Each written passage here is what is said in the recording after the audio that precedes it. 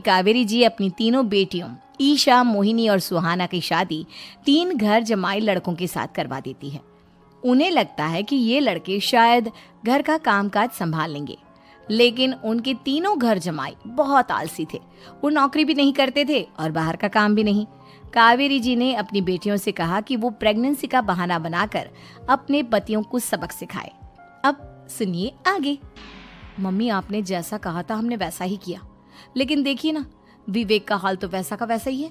घर में ना सुबह का नाश्ता बनता है और ना खाना। नौकरी पर जाने की बात करूं तो खाने को दौड़ते हैं मुझे।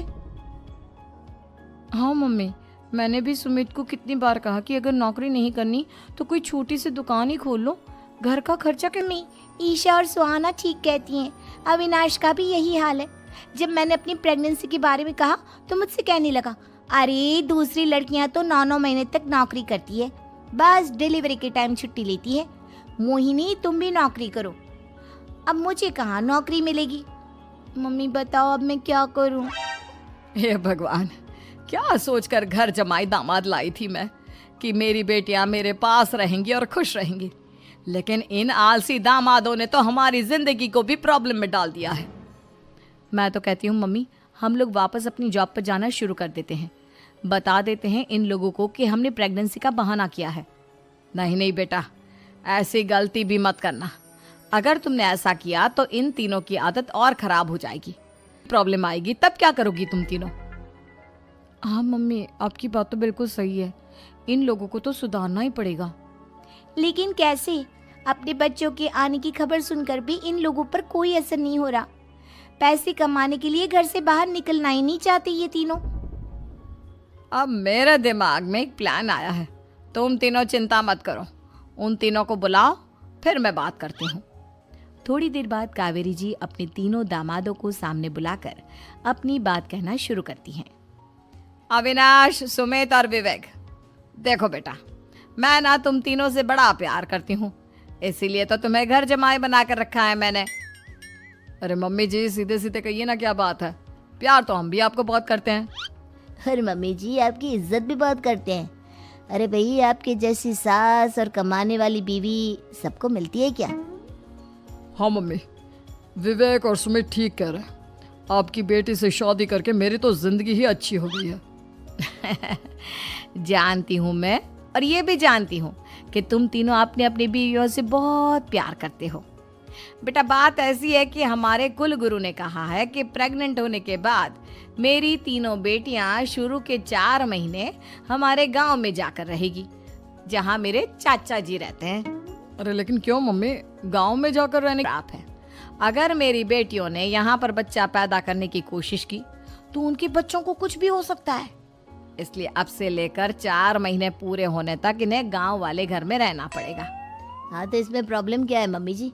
हम भी वहाँ जाकर रहेंगे, पिकनिक मनाएंगे। अरे भाई बीवी जहाँ, हम भी वहाँ। हाँ यार, आइडिया तो बहुत अच्छा है। शहर की जिंदगी में रह रहकर परेशान हो चुके हैं, अब कुछ दिन गांव में बिताएंगे। तुम लोग समझने की कोशिश क्यों नहीं करते? तुम में से कोई भी वहां नहीं जा सकता, और मैं यहाँ रहूंगी ना तुम तीनों के साथ। 4 महीने की तो बात है, उसके बाद ये तीनों ही लौट कर आ जाएंगी।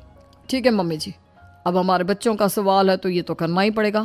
कावेरी अपनी तीनों बेटियों को कुछ दिन के लिए घर से बाहर कहीं दूसरे शहर में रहने के लिए भेज देती है। कुछ दिनों के बाद, अरे मम्मी जी, बहुत दिन से पिज्ज़ा नहीं खाया, मंगवाइए ना। क्या बताऊं बेटा, पहले तो बेटियां खर्चा दे देती थी क्योंकि उनकी नौकरी थी, लेकिन अब तो मेरे पास पैसे ही नहीं बचे। थोड़े बहुत पैसे हैं जो बच्चों की डिलीवरी में काम आएंगे। लेकिन मम्मी जी, आपकी बेटियों को वापस आने में तो अभी बहुत वक्त बाकी है। वही सोच सोच कर परेशान हो रही हूँ। सोच रही हूँ कल से दूध भी बंद करवा देती हूँ। अब दूध वाले को देने के लिए पैसे भी तो नहीं है ना। अरे नहीं नहीं मम्मी जी, अगर दूध भी बंद करवा दोगी तो मुझे चाय कहाँ से मिलेगी? और चाय के बिना मैं तो मरी। अब हमारे पास कोई ऑप्शन नहीं है, मेरे पास पैसे ही नहीं बचे। इस तरह कावेरी जी धीरे धीरे अपने तीनों दामादों को पैसे देना बंद कर देती हैं और घर में खाने पीने की चीजें लाना भी बंद कर देती है। अब वो तीनों बुरी तरह से परेशान होने लगे थे और इसलिए एक दिन तीनों प्लान करके घर से बाहर निकलते हैं और बाजार में जाने के बाद, यार अच्छा खाना खाए हुए कितने दिन हो गए, पता नहीं कब अच्छा खाना मिलेगा।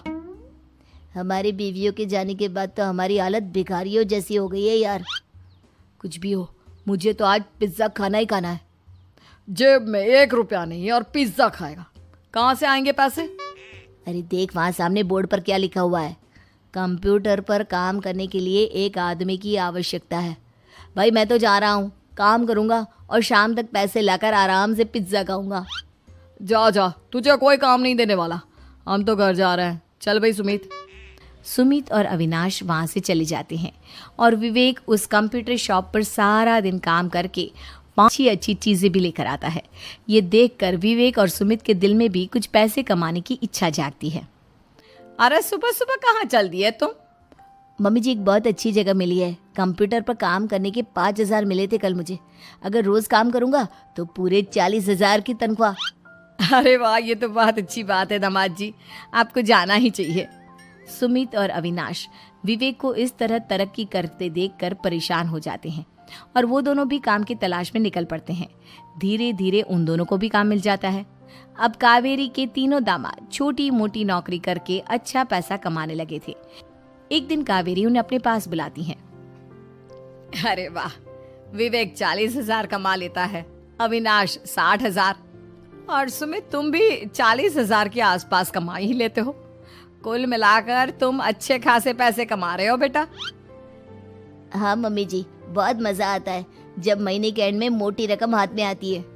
पूछिए मत मम्मी जी, घर में रहकर रोटी बना बना कर औरतों जैसा महसूस होने लगा था मुझे तो।